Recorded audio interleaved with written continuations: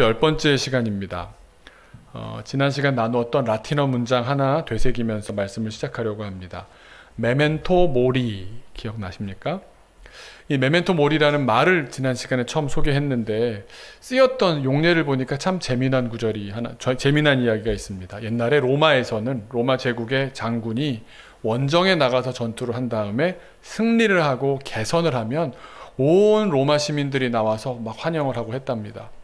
그런데 그 개선하는 장군이 시가 행진을 할 때, 승전 행진을 할 때 노예를 시켜서 행렬 뒤에서 뒤따라가면서 이 메멘토 모리라는 말을 크게 외쳤다고 합니다. 메멘토 모리, 메멘토 모리. 너의 죽음을 기억하라. 아니 지금 승전해서 이겼다고 지금 막 의기양양한 사람인데 뒤에서는 너의 죽음을 기억하라. 왜 그렇게 했겠습니까? 지금 전쟁에서 승리했다고 너무 우쭐대지 말아라. 오늘은 개선 장군이지만 너도 언젠가는 죽고 만다.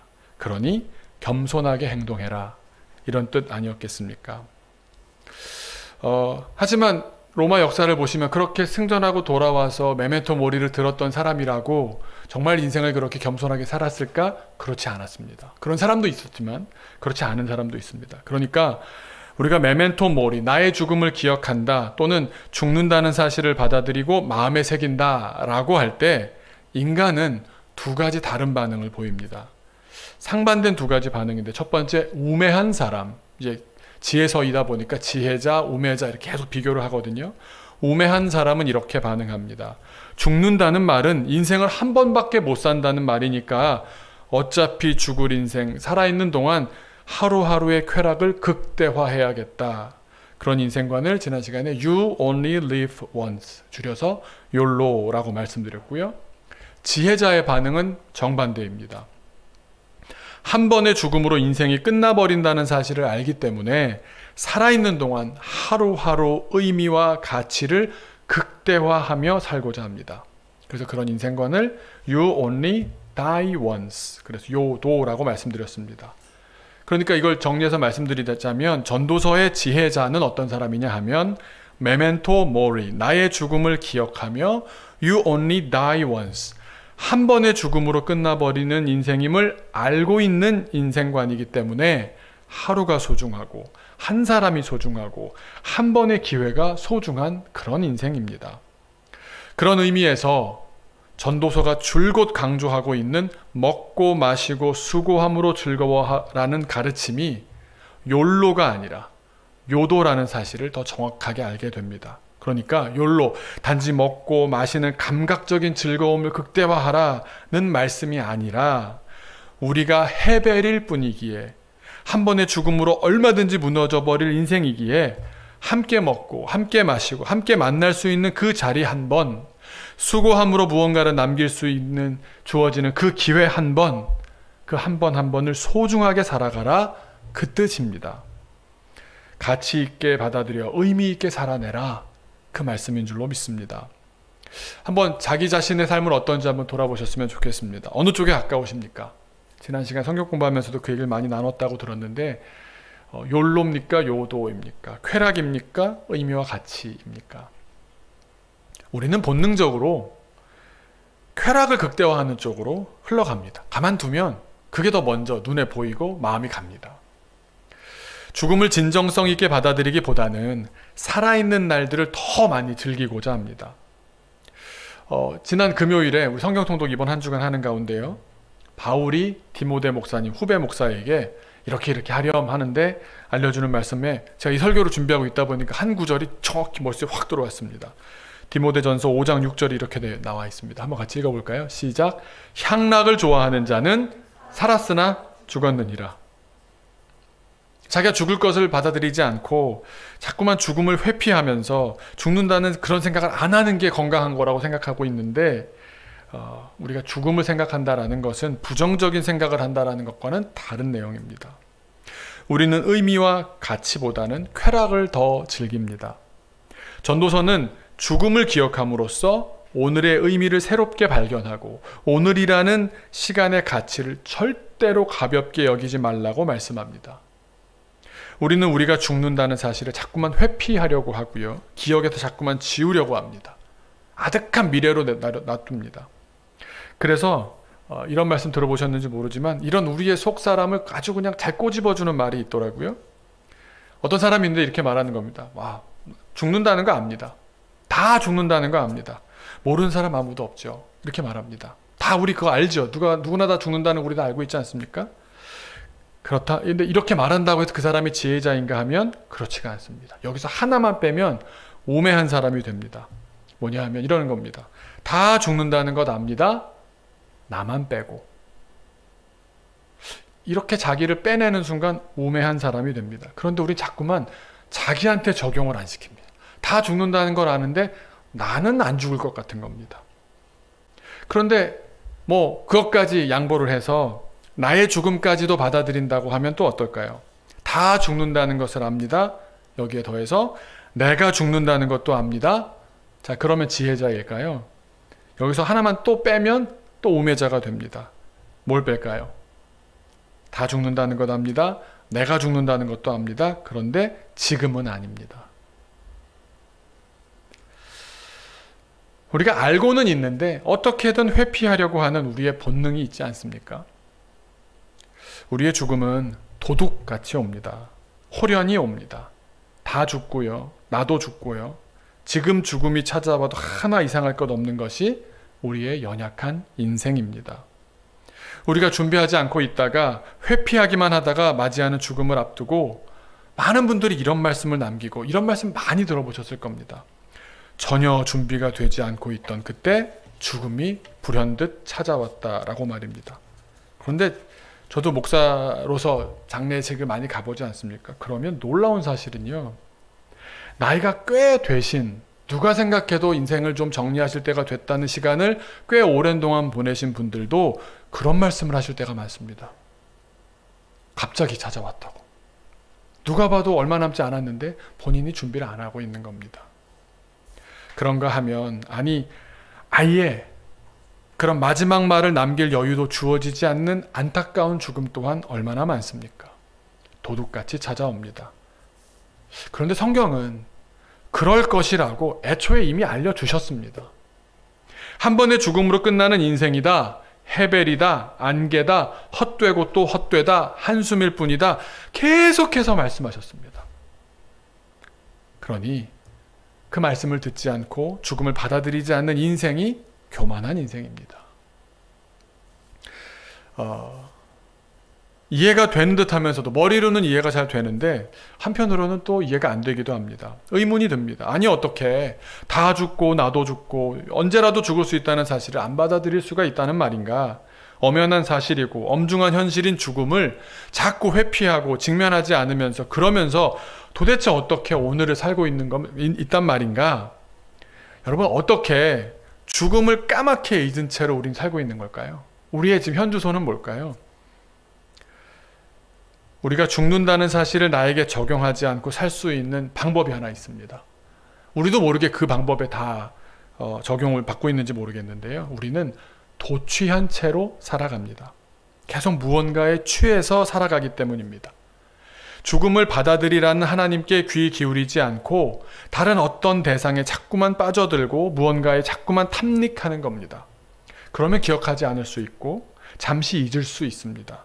그런데 그렇게 잠깐 바람도 자주 쐬면 생활의 일부가 되어버립니다.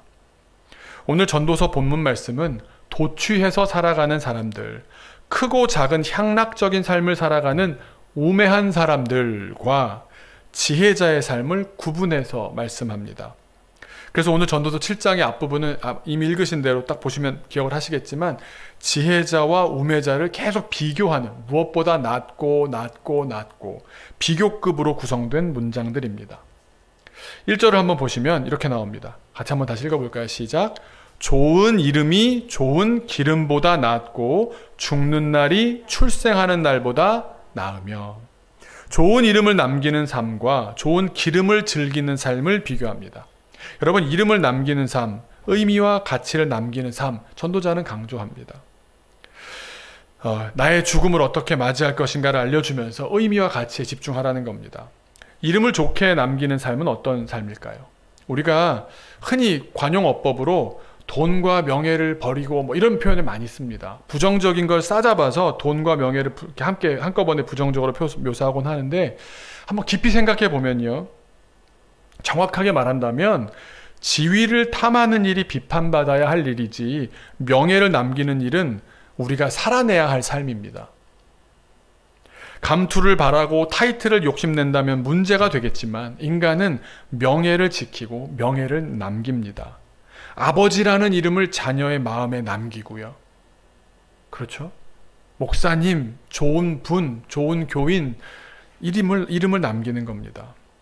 당회장 목사님, 총회장 목사님과 같은 지위나 타이틀을 남기는 것이 아니라 우리 목사님 하면 딱 떠오른 어떤 분, 내 인생의 그 목사님, 그 이름을 남기는 겁니다.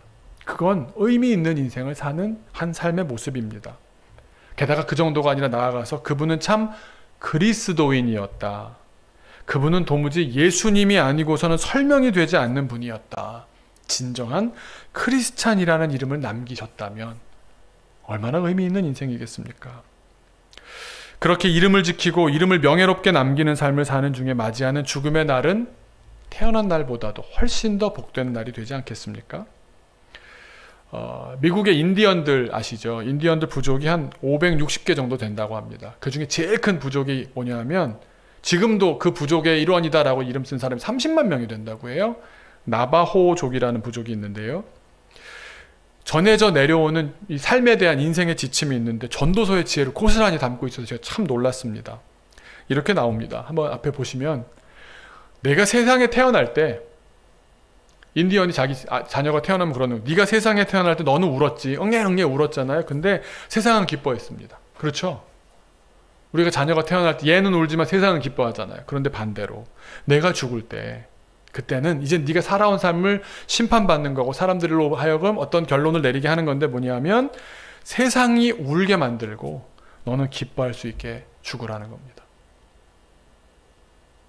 오늘 본문 말씀이라 딱 맞는 말씀 아닙니까? 우리가 죽을 때 세상이 기뻐한다면 그때 세상이 기뻐한다면 이건 한참 잘못 사는 삶 아니겠습니까? 내가 죽었더니 사람들은 다 슬퍼하는데 나는 이 인생을 이렇게 살 수 있어서 참 감사했다. 이제 주님께 가는구나. 기뻐할 수 있는 그런 삶. 무슨 신앙인들이 하는 말처럼 저에게 느껴졌습니다. 우리가 다 이런 인생 살게 되기를 주님의 이름으로 축원합니다. 우리 2절 같이 한번 다시 읽어볼까요? 시작. 초상집에 가는 것이 잔치집에 가는 것보다 나으니 모든 사람의 끝이 이와 같이 됨이라.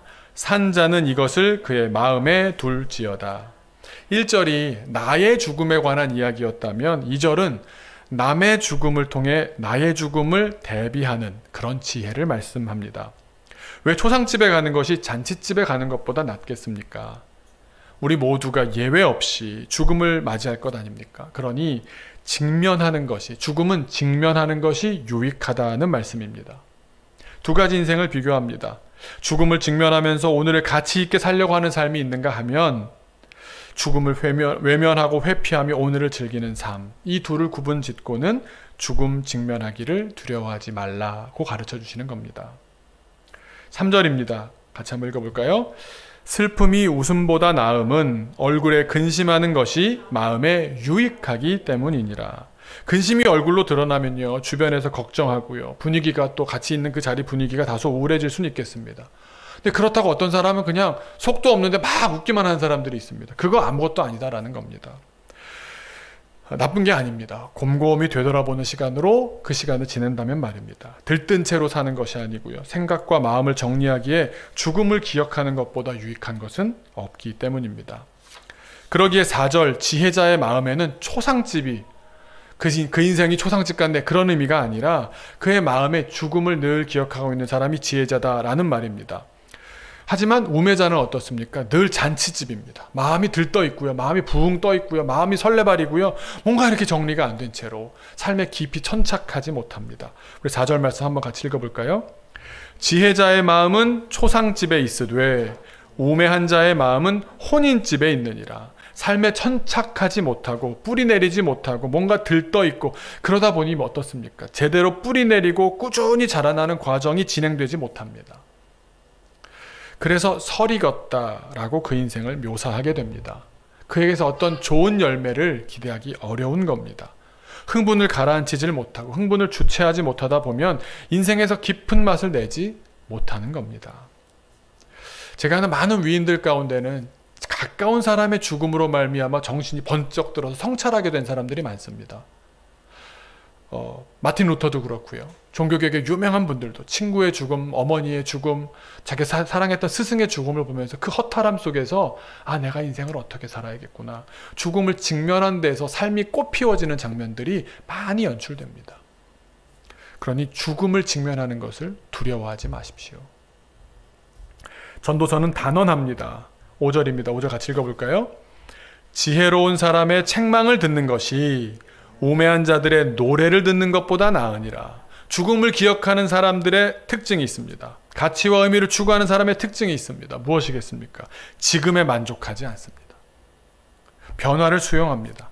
끊임없이 더 큰 가치가 무엇인지, 더 큰 의미가 무엇인지 추구하며 살아갑니다. 그러기에 계속 귀를 기울입니다.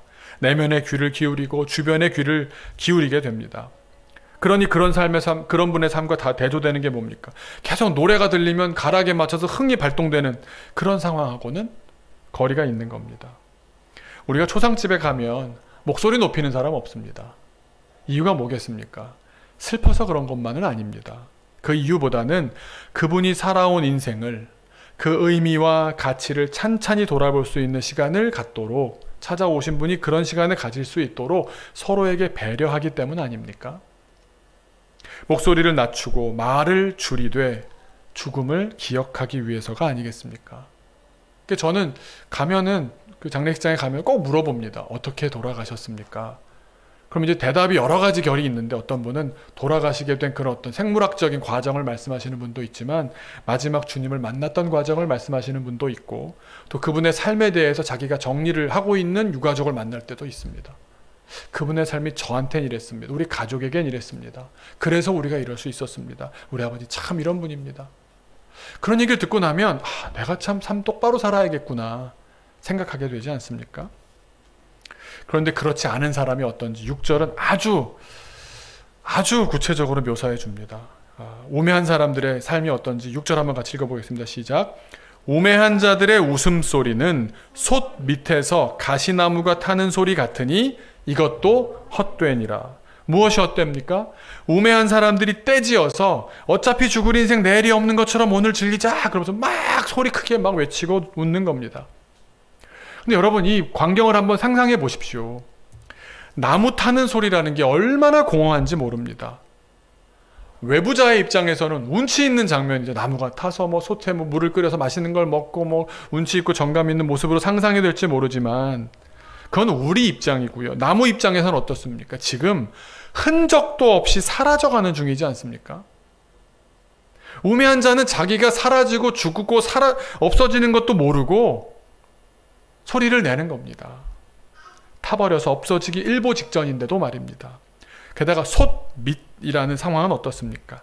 왜 솥 밑에 들어갔겠습니까? 아무짝에도 쓸데가 없는 가구를 만들거나 집을 짓는 데 쓰여지지도 못할 그저 땔감으로나 쓰는 가시나무였기 때문에 솥 밑에 사람이 보지도 않는 곳에 그냥 불쏘시개로만 쓰여지는 겁니다. 그러니 어디 잘 보이는 곳에 두기 위해 만들 생각이 전혀 들지 않는 볼품없는 의미 없는 가치 없는 쓸모없는 그래서 태워 없애버리는 존재라는 뜻입니다. 우매한 자들은 지금은 시끄럽습니다. 지혜로운 자들은 어딘가에서 큰 역할을 하고 있고 조용히 세월을 견디면서 누군가의 필요를 채워주고 누군가가 들어와 쉴 수 있는 집이 되어주고 누군가를 재울 수 있는 침대가 되어주고 그렇게 의미 있게 쓰여지는 게 좋은 삶 아니겠습니까? 성경은 그런 가시나무 같은 우매한 자들의 인생을 헤벨이라고 말해버립니다. 그런데 사람들은 떼지어서 크게 웃는 소리들을 보면서 그걸 부러워합니다. 넋을 놓고 바라보기도 합니다.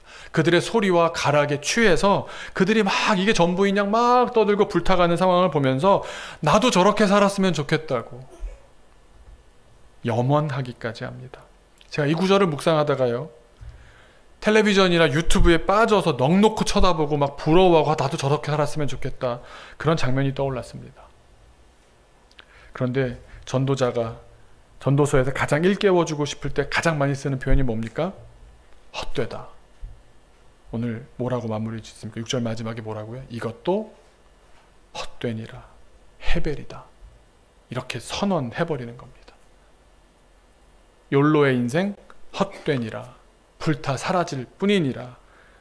그의 생이 얼마 남지 않았느니라 말하는 겁니다. 그래서 7절 말씀은 그런 사람들의 인생을 정리해 줍니다. 7절 같이 함께 읽겠습니다. 탐욕이 지혜자를 우매하게 하고 뇌물이 사람의 명철을 망하게 하느니라. 도취해서 사는 인생이다 이 말입니다. 사람이 지혜롭게 명철로 살아가도 의미와 가치를 다 살아내기가 어려운데 쾌락, 향락, 눈앞의 재물에 빠져서 거기에 취해서 도취해서 산다는 말씀입니다. 그러니 눈 먼 채로 살고 명철을 망하게 만들며 하나님께서 주신 그 지혜로울 수 있는 가능성들을 다 갈기갈기 찢어버리며 오늘에 취해서 사는 겁니다. 그걸 하나님이 그러라고 그러셨습니까? 내가 날마다 그렇게 방향을 잡은 겁니다. 우리가 모든 절을 다 보면 좋겠지만 14절, 가장 핵심적인 14절로 넘어가 보겠습니다. 우리 14절 한 목소리로 다시 한번 읽겠습니다. 형통한 날에는 기뻐하고 곤고한 날에는 되돌아보아라. 이 두 가지를 하나님이 병행하게 하사 사람이 그의 장래일을 능히 헤아려 알지 못하게 하셨느니라. 하나님께서는 우리에게 병행하게 하셨습니다. 형통한 날도 주셨지만 곤고한 날도 주셨어요. 이거 두 삶을 같이 살게 하셨습니까? 누구도 성경이 단언하시는 겁니다. 어느 누구도 형통한 날만 살지 못할 겁니다. 어느 누구도 곤고하다가만 인생 맞춰지지 않을 겁니다. 그러니 우리는 형통한 날을 주실 때, 형통한 날을 살 때는 어떻게 살아야겠습니까? 아, 나 같은 사람에게 이렇게 귀한 날을 주셨으니 감사하구나. 기쁨으로 살라는 겁니다. 감사합니다, 주님. 기쁨으로 사십시오. 그러나 곤고한 날도 겪게 하십니다. 곤란하고 고난스러운 곤고한 날이 찾아옵니다. 그때는 어떻게 해야 됩니까? 되돌아보라는 겁니다. 나는 사실 헤벨인데, 죽을 수밖에 없는 존재인데, 오늘 갑자기 생명이 끊어질 수도 있는 그런 존재인데 그냥 없애버리지 않으시고 이 고난의 시간을 주신다는 것은 어떤 의미일까? 되돌아보면서 나의 존재도 되돌아보고 하나님께서 지금까지 주셨던 은혜도 되돌아보며 살라는 겁니다. 그리고 내가 살아온 삶 가운데 잘못한 것이 없는지, 내가 하나님 앞에서 내가 삐끗한 것이 어느 지점이었는지 돌아보라는 겁니다. 성찰하는 지혜자가 되라 말씀하시는 겁니다. 우리가 지난번에 세 가지 말씀드린 거 기억납니까? 하나님에 대해서 어떻게 하라고요? 내가 돌아온 삶을 보면서 하나님은 worship, 경배해야 되고, 사람에 대해서는 love, 사랑해야 되고, 물질에 대해서는 use 해야 되는데 이게 막 섞여버렸는지도 모르지 않습니까? 주님께서는 우리가 세상에서 만나는 사람을 worship하거나 use하진 않았는지 돌아보길 원하시고요. 또 세상에서 잘 살라고 공급해 주신 물질들을 worship하거나 love하지는 않았는지, 또 하나님을 worship하지는 않은 채 사람 대하듯이 내 편익대로 love하거나 심지어 하나님의 이름을 misuse하지는 않았는지 우리가 깨어있고 성찰하기를 바라십니다. 여러분, 공고한 날을 주셨다면 성찰할 수 있는 기회를 주신 줄로 믿으시길 바랍니다. 우리가 코로나 기간에 이 전도서 말씀을 제가 선택하게 하셨던 하나님의 음성은 곤고한 날에 성찰하는 지혜를 가지라는 주님의 음성이기 때문입니다. 제가 지난주에 간증할 거리들이 굉장히 많았습니다. 굉장히 많았는데요. 여러분 오늘 찬양하면서 느끼셨는지 모르겠는데 우리 교회는 건반이 지금 3대가 있습니다. 보이시는 대로. 그러니까 제일 좋은 거는 우리 요셉 선생님이 지금 예배 중에도 떠나지 않고 지키고 있는 건반인데, 저희가 여기로 왔더니 강남 연동교회 쓰지 않고 그냥 어디다 박아 놓으신 거예요. 지금 뭐 굉장히 비싼 거. 저 회사에서 제일 비싼 악기입니다. 역사상 제일 비싼 악기인데 안 쓰고 써도 되냐 그랬더니 얼마든지 쓰라고 그래서 얼마든지 쓰고 있습니다. 저것만 상태가 괜찮고요. 눈치채셨는지 모르겠지만 지난 몇 달 동안 건반 2대가 지금 저 뒤에 있는, 지금 기역자로 되어 있지만 그 전에 이제 2층으로 해놨던 건반 2대가 모두 말썽이었습니다. 근데 그 말썽인 게 하나도 이상하지 않을 것은 진짜 오래됐기 때문이거든요. 제가 얼마나 됐는지 한번 따져보다가 한번 사진을 보여줘 보세요. 봤더니 오른쪽 밑에 흰 글씨 말고요, 이렇게 깎아놓은 이렇게 각인한 걸로 2002라고 써 있는 거 보이십니까? 20년 된 악기입니다. 지금 저 모티프라고 하는 악기 있죠. 그리고 스티커 붙어있는 게 매빅이거든요. 제가 매빅을 2001년부터 2008년까지 했습니다. 그러니까 정말 20년 된 악기입니다. 쟤는. 근데 소리가 나고 있습니다. 할렐루야. 네. 근데 그거 말고 또 옆에 좀 더 긴 게 있었거든요. 그거는 아예 꺼져버리거나 뭐 다시 뭐 파워가 뭐 준비를 다 해놨는데 예배 바로 전에 퍽 꺼져버리고 뭐 이런 게 몇 번이나 계속됐습니다. 그러니까 20년 되고 10년 된 이런 두 악기를 가지고 있었는데 지지난 주간에 도저히 안 되겠다 싶어서 세운상가에 가가지고 장전사님이 가져가서 수리를 받았습니다. 그래서 당분간 쓸 수 있을 거라고 해서 왔는데 바로 그 다음 주에 또 고장이 났습니다. 전화를 했더니 이제 자기도 못 고치겠다고 본사까지 연락을 했습니다. 그랬더니 워낙 오래되어서 본사에서도 부품을 구할 수가 없답니다. 교체할 때가 됐구나 생각이 들어서 금액이 크니까 이거 어떻게 해야 되나. 역시 전 또 중고를 좋아하니까 중고를 뭐 안전하게 살 수 있는 방법을 생각하는 가운데 오래된 제자 한 명에게, 제가 요즘 악기가 트렌드를 잘 모르니까 오래된 그 악기를 좀 괜찮게 살 수 있는 방법을 고민하면서 제자 한 명에게 연락을 했습니다. 어떤 기종을 알아봐야 되는지, 중고를 싸게 사는 방법은 무엇인지 이 친구한테 카톡으로 그냥 이렇게 물어봤어요. 편하니까. 그러더니 저한테 이러는 겁니다. 목사님 하루 이틀만 좀 기다려보세요. 그리고 하루 이틀을 기다렸는데 이틀이 되는 날 교회로 거대한 택배가 왔습니다. 사진 한번 보여주시겠어요? 네. 밑에 보이시는 건 저 지금 받침이고요. 위에 그 페달까지 세트로 다 해서 보내온 겁니다. 현존하는 최고의 악기입니다. 이 친구는 이런 친구입니다. 제가 전국으로 세미나를 정기적으로 다닐 때였습니다. 여름과 겨울이면 전국을 다녔습니다. 그래서 경상도에서는 뭐 부산, 대구 뭐 이런 식으로 전국을 한 8개 도시를 한 2달 동안 다니는 게 가면 한 2박 3일씩 세미나라고 다녔었습니다. 부산의 한 교회에서 수차례 세미나를 한 교회가 있었는데 담임 목사님께서 한 청년을 저에게 소개하셨습니다. 그래서 저한테 하시는 말씀이 부산에 있기 아까운 청년인데 잘 부탁한다고. 제가 뭐 하는 사람인지를 정확히 모르시니까 부탁하나 보다 싶었는데 이 친구를 만나보니까 부산대학교 작곡과를 다니고 있었습니다. 근데 이 친구가 작곡과를 들어간 게 기적입니다. 왜냐하면 음악을 제대로 가르쳐준 사람이 없었습니다. 배워본 적이 없었습니다. 그리고 부모님께서 어떤저런 뭐 제가 이 자리에서 말씀드리기는 어렵지만 초등학교 때부터 혼자 자기 집, 그러니까 조그만 방을 하나 구해줘서 혼자 살던 친구입니다.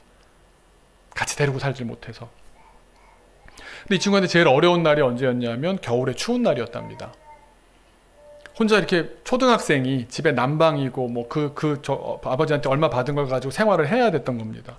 너무 추워서 추울 때 집에 있기도 감당이 안 돼서 찾아낸 곳이, 초등학생 아이가 찾아낸 곳이, 초등학생이었는지 중학교 초반이었는지 모르겠는데 동네 교회 새벽 기도였던 겁니다.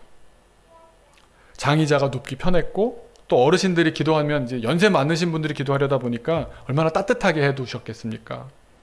그래서 거기 있는 게 이렇게 좋았답니다. 그리고 새벽 기도에 뭐 원치 않게 새벽 기도에 사람들이 오면 깨어 있어야 되잖아요. 그러면 참여를 하게 될 수밖에 없죠. 그러면 피아노 치는 소리가 들리는데 인생에서 처음 들어본 겁니다. 그래서 자리를 그 피아노 치시면 손을 볼 수 있는 자리로 이렇게 앉아서 예배 때 이렇게 본 겁니다. 그리고 다 나가신 다음에 따라 쳐봤답니다. 레슨을 받은 게 아니고 따라서 쳐본 겁니다. 아, 이거 이렇게 하면 되는 거구나, 이렇게 하면 되는구나. 그걸 본다고 아는 것도 참 저랑은 아예 차원이 다른 분이신 거죠. 그리고 어른들이 이제 누군지 알게 되고 물어보고 챙겨주다 보니까 교회에 등록도 하게 되고 또 형편을 알게 된 교회가 협력해서 마지막 고3 때 한두 달인지 입시를 살짝 도와줬답니다. 그런데 이 친구가 중앙대와 부산대 합격을 했습니다. 그리고 결정의 기준은 뭐였겠습니까? 가깝고 국립대라 비용도 적게 드는 부산대를 들어가서 공부를 하고 있던 겁니다. 교회 생활 열심히 하고요. 여러 무슨 뭐 신한은행에서 자기네 회사 홍보하는 광고에 들어갈 음악을 만드는 거를 대학생들한테 공모합니다. 그럼 그 공모하는데 상 타고요.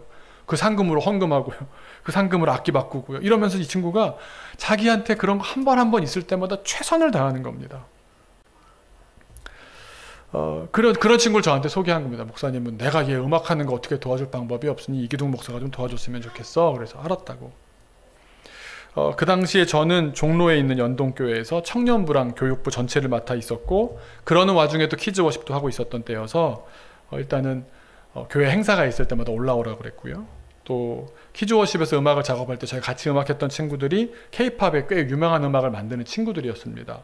그래서 녹음실에서 뭐 밤을 새는 일들이 굉장히 많았는데 이걸 같이 이 친구도 클래식을 전공했지만 보면 좋겠다 싶어서 올라올 수 있니? 그럼 이 친구는 그 돈을 어떻게든 만들어서 기차를 타고 올라오는 거예요. 밤기차를 타고 오고 낮에 수업 끝나고 와가지고는 밤새 잘 데가 없으니까 그 녹음실에서 막 자면서 그렇게 한 번 한 번 자기한테 만들어지는 기회를 소중하게 생각하고 그렇게 감사하게 시간을 보냈습니다. 그래서 이 친구가 대학교 졸업하기 전에 부산대학교 대표로 대학가요제 본선까지 진출했습니다. 그래서 저한테 맨날 자랑스럽게 보여준 사진이 사회를 보는 이효리 씨랑 같이 찍은 사진. 나 이효리 옆에 서 있던 사람이야 이러면서 항상 이걸 보여주곤 했었던 기억이 납니다. 서울로 올라오게 됐습니다. 청년부를 열심히 다녔고요. 본인의 밴드를 했던 게 경력이 있다 보니까 소개를 받아서 작은 밴드가 만들어지고 밴드가 하나가 두 개가 되기도 하고 정말 열심히 했고 교회 청년부 찬양팀도 정말 열심히 했습니다. 이 친구같이 전문가가 들어오기 시작하니까 교회 뒤에 있었던 서울 재즈 아카데미에서 기타를 교수로 가르치고 있는 청년도 들어왔고요. 또 그 청년의 소개로 더 베이시스트가 들어오고요. 이게 악기가 담당자들이 전문가들이 모여지기 시작했습니다.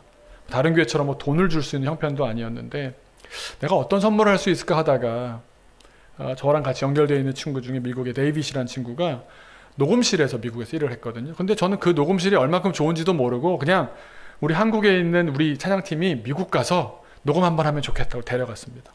가서 녹음실에 처음 가서 앉았는데 깜짝 놀랐습니다. 녹음실 그 리빙룸에 뭐 응접실이라고 그래야 되나요? 자기네에서 발매해가지고 실버 앨범, 골든 앨범들이 되게 탕탕탕 붙어 있는데 엘튼 존, 아무도 안 놀라시죠 지금? 어셔, 에이컨 이런 사람들이 녹음을 했던 곳이었습니다. 게다가 저한테 자기네 진짜 자랑할 게 있다고 하나 악기를 뭐 이렇게 장비를 보여주세요. 이게 뭐냐 그랬더니 마이클 잭슨이 스릴러를 녹음했던 기계래요. 그런 곳에서 녹음하게 된 겁니다. 저는 다른 건 필요 없고 제 친구한테 야, 나 이거 $3,000밖에 없으니까 앨범 만들 수 있게 $3,000로 다 되는 데만 해줘 그랬더니 $3,000에 다 맞춰졌습니다. 그래서 그렇게 녹음을 하는데 이 친구는 너무 감사한 겁니다. 가서 미국 가정에서 이렇게 호스팅이 돼가지고 들어갔는데 집안에 내려오고 있는 무슨 이상한 악기라는 게 뭐 선물로 또 주니까 이 친구도 그 연구하는 거예요. 이걸 소리를 어떻게 내지, 뭐 튜닝을 어떻게 하지 막 연구해서 이걸 녹음해가지고 쓰면 얼마나 좋아. 기회가 주어지는 대로 그렇게 감사합니다. 같이 갔던 친구 중에 한 명 아직까지도 저한테 비행기표 안 내는 친구가 있는데 삶의 자세가 다른 겁니다. 청년부 찬양팀도 그렇게 열심히 하고요. 자기 밴드 활동도 열심히 하고요. 또 자기 작업만이 아니라 저희가 키즈워십 일을 할 때도 많은 도움을 줬습니다. 제가 해외에 나가서 저희 언어를 이제 더빙을 하고 녹음을 하러 갈 때 초창기에 저희가 샹하이를 간 적이 있습니다. 중국에. 녹음하러 갈 사람이라고는 없어서 이 친구한테 같이 가자고 그랬더니 목사님 일주일 비우겠습니다. 따라왔습니다. 그 중국 분들이요. 퇴근하고 오셔서 7시부터 1시까지 녹음을 하면 이 친구가 다 앉아가지고 말도 안 통하는 데고 다 녹음을 합니다. 그리고 가신 다음에 목사님 이거 내일 아침에 영상으로 딱 만들어가 보여드리면 얼마나 좋아하겠습니까? 그러더니 판물 세가지고 다 싱크를 맞추는 작업을 하는 겁니다. 제가 시킨 게 아닙니다. 네. 다 그렇게도 오해를 많이 하시더라고요. 목사님이 일을 많이 시킨다고 생각하는데 그것도 사실이지만 하여튼 그 다음날 밤에 와서 보면 다 돼 있잖아요. 깜짝 놀라는 거예요. 그 다음날 녹음에 임하는 자세가 달라집니다. 내가 이런 걸 만들어서 중국 어린이들을 위해서 이렇게 쓰임받는 일을 하는 거야. 180도 달라집니다. 사람들이. 그걸 마음으로 한다라는 것이 뭐 저녁에 점심에 그쪽 목사님께서 좋은 데 먹으러 갑시다. 그래도 안 나갑니다. 저 이거 하고 가겠습니다. 저 그냥 뭐 호빵만 몇 개 넣어주십시오. 그렇게 감당하는 겁니다. 너무 고마운 마음으로 갖고 있었는데 어느 날 저에게 좋은 제안이 들어왔습니다. 이런저런 이유로 저에게 고마워해야 할 분이 한 분 계셨거든요. 근데 그분이 영화음악을 전공하시고 미국에서 공부하고 오셔서 어느 학교에서 교수를 하고 계셨는데 본인의 학교에서 자신의 추천으로 전액 국가 장학금을 받아서 공부할 수 있게 해줄 수가 있다는 겁니다. 그래서 저한테 목사님 한 명 추천하시면 대학원 과정을 제가 책임져 주겠습니다. 누가 생각났겠습니까? 그 형제가 생각이 났습니다. 사람이 공부는 할 수 있을 때 해야 될 것 같아서 제가 적극 추천했습니다. 이 친구가 그걸 또 얼마나 감사하는지 모릅니다. 여러분 많이 경험해 보셨겠지만요. 공짜라 그러면요 무책임한 경우가 훨씬 많습니다. 아무리 좋은 것도요 공짜로 주면 귀한 줄을 모릅니다. 이거는 애나 어른이나 똑같은 것 같습니다. 그런데 이 친구는요, 그 기회를 너무 귀하게 생각하는 겁니다. 그것 때문에 막 목사님 너무 힘들어요 뭐 이러면서도 꼬박꼬박 성실하게, 아니라 다를까 그 과정을 선물을 해 주었는데 중도에 포기한 사람들이 많았답니다. 이 친구는 끝까지 해냈습니다. 석사학위까지 취득했습니다. 그랬더니 시간 강사가 생겼는데요. 시간 강사 뭐 얼마 주겠습니까? 근데 어디든 부르든 무슨 뭐 실용음악 학교든 뭐 어디든 가면 열심히 가서 또 열심히 섬겼더니 어느 학교에서 그래도 고정적으로 강사 역할을 할 수 있게도 됐습니다. 그 와중에 밴드 작업도 더 많아졌고요. 2밴드, 3밴드 이렇게 하게 됐고요. 이번에 어머님 자매 노래 우리 찬양할 때 기억나시죠? 특순할 때 그 배경음악도 이름 말할 뻔해. 형제님, 네. 율림도 다 아니까 결혼하는데 이 찬양을 참 좋아하는데 이렇게 좋은 날 찬양을 너무 좋아한다는데 반주 좀 만들어줘 했더니 네 목사님, 이틀인가 있다가 반주가 탁 왔습니다. 그래서 제가 거기다 이름도 이제 시작할 때 살짝 넣어놨고요. 얼굴은 못 나오겠다고 차마 자기가, 제가 봐도 안 나오는 게 은혜가 될지도 모르는, 죄송합니다. 지금도 키즈워십에서 무슨 뭐 편집 작업이 음악적인 게 있다고 하면 바로바로 작업해서 보내주곤 합니다. 그런데 어느 날 연락이 왔는데 목사님 이게 뭔지 모르겠습니다. 그럼 연락이 왔습니다. 뭔데? 그랬더니 자기가 가르치는 학교에서 정직원이 된 겁니다.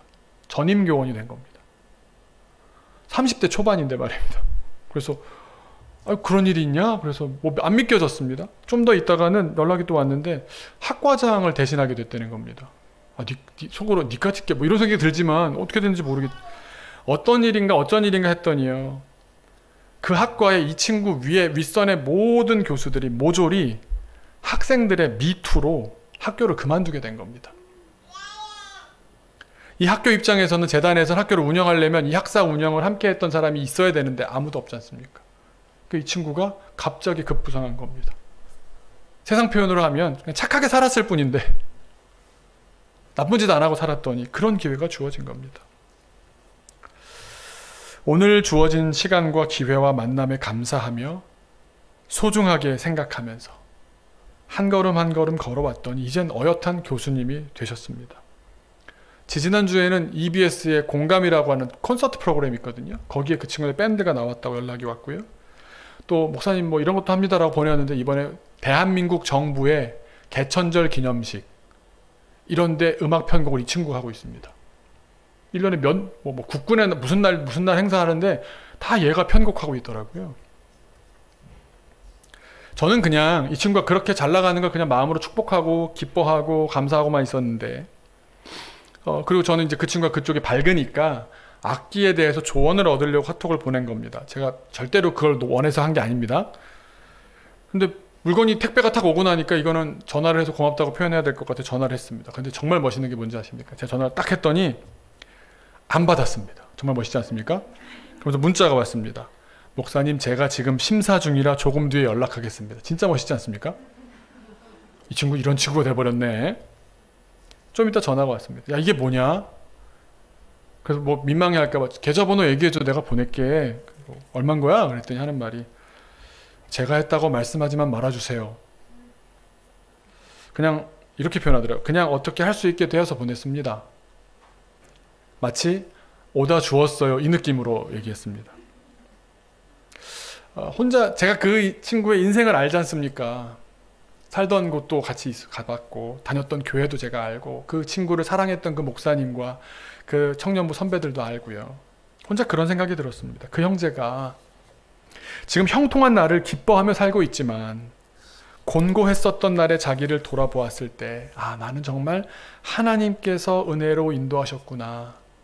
이걸 그 공고한 날 가운데 깨닫고 있었기 때문에 이 친구의 속사람은 이미 그렇게 성찰하는 지혜가 가득 차 있었기 때문에 이런 반응이 나올 수 있던 것은 아닐까.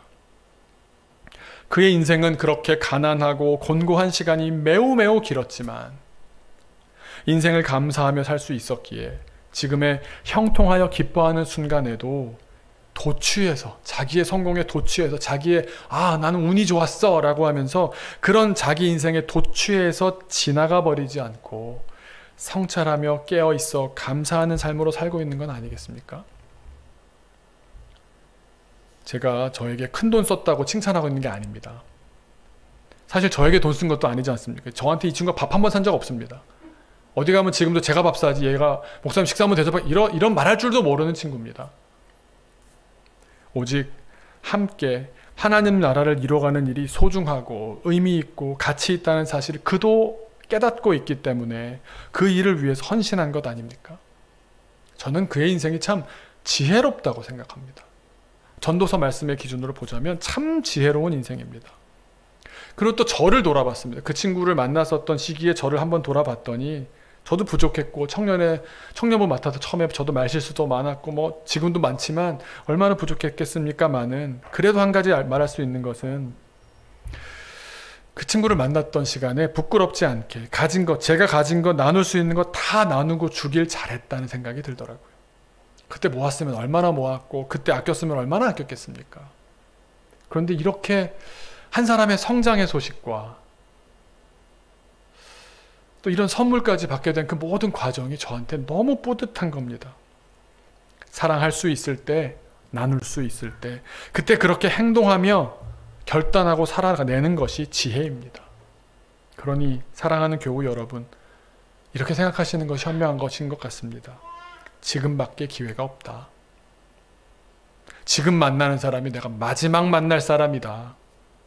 그런 심정으로 사는 것이 지혜롭고 현명합니다. 오늘 사랑할 기회, 내일 하면 되지 미루지 마십시오. 크리스마스 선물 빨리 사십시오. 어머님께 보내드리고 자녀들 것 한 번 더 잘 준비해 보십시오. 오늘 만날 기회, 오늘 그걸 안 해놓고 다른 일로 바쁜 척, 다른 재미를 조차 잠시 바람 쐬려고 한다거나 다른 데에 도취하면서 위안 삼으려 한다거나 그렇게 자기를 속이지 마십시오. 시간은 절대 우리 편이 아닙니다. 솥 아래 불타고 있는 가시나무에 불타는 소리에 흔들리지 마십시오. 그건 죽어가는 소리지 살리는 소리가 아닙니다. 오늘 만나야 할 사람을 오늘 사랑하면서 마음 가득 끌어안으면서 만나 주십시오. 그렇게 오늘 주어진 시간에 최선을 다하십시오. 그렇다면 언젠가 그 열매가 나도 모르는 사이에 호련히 또 맺어질 줄로 믿습니다. 우리가 전도서를 보면서 어떻게 보면 굉장히 희망적이고 어떻게 보면 굉장히 쾌락적인 것 같기도 하다가도 어떨 때 보면 너무 이렇게 음울하고 인간 이거밖에 안 되나 싶기도 하지만 그 사이에서 아주 면밀하게 살펴보면서 성찰하는 지혜로 탄생할 수 있다면 정말 한 단계 높은 수준의 신앙으로 살게 될 줄로 믿습니다. 그렇게 주님께서 주님 태어나신 이 계절에 새로운 신앙이 태어나라고 우리를 부르시는 줄로 믿습니다. 잠깐 같이 기도하겠습니다. 이 시간에 하나님께 이렇게 기도했으면 좋겠습니다. 하나님, 오늘 사랑할 사람을 생각나게 하여 주옵소서. 사랑하지 못했던 것을 떠올리게 하여 주옵소서. 지혜롭게 사랑할 수 있는 방법을 참 모르겠습니다. 늘 만나다 보니, 늘 또 이렇게 다투다 보니 좋은 말로, 이렇게 평안한 말로 그를 평안하게 만드는 거 잘 모르겠습니다. 그런데 주님, 사랑하려고 하는 제 의지를 갖고 주님께 기도합니다. 의지는 있는데 방법도 알려주시고 또 안 보이던 것도 좀 보이게 해주셔서 오늘 표현도, 오늘 또 건네는 내 손길도 사랑이 담겨지게 하여 주옵소서. 그 사랑이 전달되게 하여 주옵소서. 오늘 그 사랑을 다 전하고 잠들게 하여 주옵소서. 이 한 주간이 그런 사랑의 한 주가 되게 해주시고 이 한 달이 주님 오신 계절이 사랑으로 열매 맺는 한 달 되게 하여 주옵소서. 잠깐 같이 기도하겠습니다. 주님, 우리에게서 허락된 이 짧은 시간